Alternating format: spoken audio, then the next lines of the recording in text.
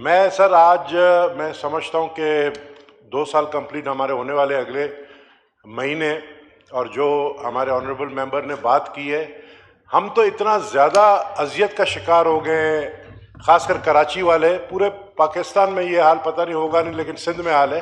के electric sir, के electric जो है एक मैं समझता हूँ एक ऐसी तंजीम है या ऑर्गेनाइजेशन बोले, हमें खुद नहीं पता ये है क्या, ये सफ़ेद हाथी है सर।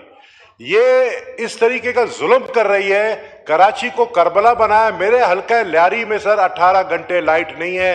आज तारीख आप देख लें कि आज 14 तारीख है, 13 तारीख है, 13 जनवरी 2026।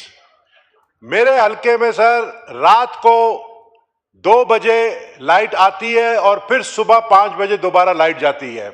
यानी हमें तो शर्म आ रहा है कि हम इस ऐवान में बैठे हैं, हमें शर्म आ रहा है कि हम ऐवान के मेंबर हैं, और उस साइड के जो हमारे ट्रेजरी बेंचेस के जो लोग मिनिस्टर्स हैं, उनको शर्म हया होना चाहिए कि एक भी मिनिस्टर आपको नजर नहीं आएगा, एक भी मुस्लिम लीग नून का मेंबर आपको नजर नहीं आएगा। उनको कोई परवाह नहीं है, लोग मरे जिए, बिजली नहीं है, गैस नहीं है कराची में।